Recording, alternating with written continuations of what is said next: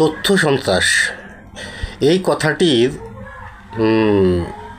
সংজ্ঞা বাস্তবায়িত হতে দেখেছি 2024-এর 5ই আগস্টের পর, বা তথ্য কারসাজি যাই বলুন।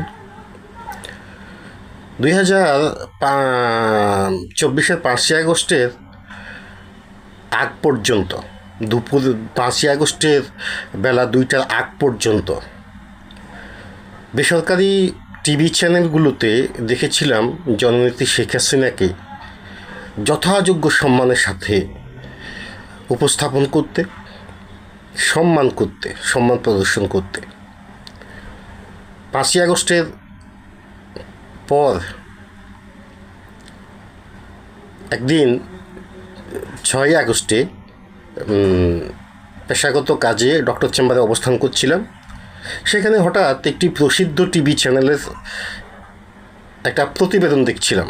দেখা গেল সেই প্রতিবেদনে জননেত্রী শেখ হাসিনার বাসভবন, প্রধানমন্ত্রী শেখ হাসিনার বাসভবন গণভবনে যে জঙ্গি উন্মাদনা ঘটেছিল 5ই আগস্টে, সেটি প্রচার করা হচ্ছিল এবং শেখ হাসিনাকে বারবার স্বৈরাচার বলে আখ্যায়িত করা হচ্ছিল।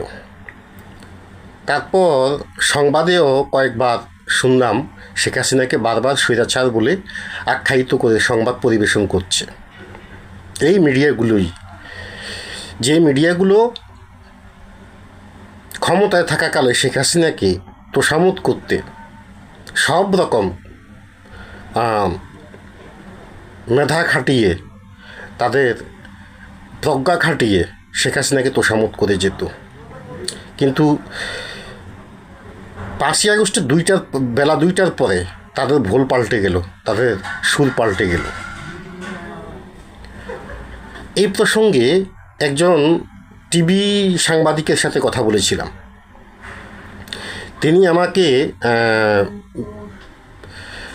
ভালো ব্যাখ্যা দিতে পারেননি, তবে তার কথায় যা বোঝা গেল সেটি হচ্ছে টিভি চ্যানেলগুলোর অস্তিত্ব টিকিয়ে রাখার স্বার্থে তখন দখলদার ইউনুস গংয়ের প্রেস নোট অনুসরণ করে সংবাদ পরিবেশন এবং টিভি চ্যানেলগুলোর কর্মকাণ্ড পরিচালনা করতে, সেখান থেকে এই টিভি চ্যানেলগুলোর প্রতি, ইলেকট্রনিক মিডিয়ার প্রতি অনীহা চলে এসেছে। জননেত্রী শেখ হাসিনার শাসনামলে সংবাদ সরবরাহের ক্ষেত্রে, তথ্য সরবরাহের ক্ষেত্রে সরকার উদাসীন ছিল, যার ফলে এই টিভি চ্যানেলগুলোতে টকশো অনুষ্ঠান থেকে শুরু করে সব ধরনের মত প্রকাশের একটা স্বাধীনতা ছিল। টিভি চ্যানেলগুলো তাদের খেয়াল খুশি মতো অনুষ্ঠান প্রচার করত, ক্ষেত্র বিশেষে সরকারের সমালোচনা করতে কুণ্ঠাবোধ করতো না। সেই মিডিয়াগুলি জননেত্রী শেখ হাসিনার পতনের সাথে সাথে জননেত্রী শেখ হাসিনার বিরুদ্ধে সরকারের প্রেস নোট অনুসরণ করে কুৎসা রটনা করতে কুণ্ঠাবোধ করেনি, দ্বিধা করেনি। ফলে দেশের মানুষ এটা বুঝতে সক্ষম হয়েছে যে আসলে তথ্য সন্ত্রাস বলে বা তথ্য কারসাজি বলে যে কথাটি বিদ্যমান রয়েছে, প্রচলিত রয়েছে, সেটি মিথ্যে নয়। প্রিন্ট মিডিয়াতে যেমন পত্রিকা, কয়েকটি মুক্তিযুদ্ধের চেতনায় বিশ্বাসী কয়েকটি পত্রিকাকে দেখেছিলাম। 5ই আগস্টের পর কয়েকটি পত্রিকা কিনে দেখতাম তারা যে সংবাদগুলো পরিবেশন করছে সেখানে তাদের মুক্ত চিন্তার কোনো আলামত নেই। তারা যেন কোনো এক অশুভ শক্তি দ্বারা তারা পরিচালিত হচ্ছে। তো আমার কথা হচ্ছে, আপনি যদি মুক্ত চিন্তার চর্চা না করতে পারেন, তাহলে এই ধরনের মিডিয়া, এই ধরনের ইলেকট্রনিক মিডিয়া বলুন, প্রিন্ট মিডিয়া বলুন, যে ধরনের মিডিয়াই বলুন, আপনি চুপ করে যান। 5ই আগস্টের পর হাতির ঝিলে একজন নারী সাংবাদিকের মৃতদেহ পড়েছিল এবং আরও কয়েকটি স্থানেও সাংবাদিকরা নিহত হয়েছিল। 5 জানার উপার মতো প্রতিভা সমৃদ্ধ প্রাজ্ঞ সাংবাদিক, মুন্নি সাহার মতো প্রাজ্ঞ সাংবাদিক, তাদেরকে গ্রেপ্তার করা হয়েছে। সেসব নিউজ প্রকাশ তখনকার ইলেকট্রনিক মিডিয়া বা প্রিন্ট মিডিয়া কোথাও প্রকাশ না করে সমগ্র দেশ জ্বালিয়ে পুড়িয়ে অঙ্গার করে দেওয়া হয়েছিল। সেসব প্রচার না করে সমগ্র বাংলাদেশ একটা মৃত্যু উপত্যকায় পরিণত হয়েছে। সেসব প্রচার না করে জঙ্গিদের যে অশ্লীল কর্মকাণ্ড এবং জননেত্রী শেখ হাসিনার বিরুদ্ধে যে কুৎসা রটনা, সেসবে সরব হয়েছিল এই মিডিয়াগুলো। তাহলে এই মিডিয়াগুলোর উদ্দেশ্য কি শুধুই কেবলমাত্র বাণিজ্য নয়, ব্যবসায়িক নয়? তাদের কি চেতনাগত দিক থেকে, আদর্শিক দিক থেকে তাদেরকে সম্মান জানানোর মতো কোনো অবস্থা কি তারা রেখেছে? আদৌ রাখেনি।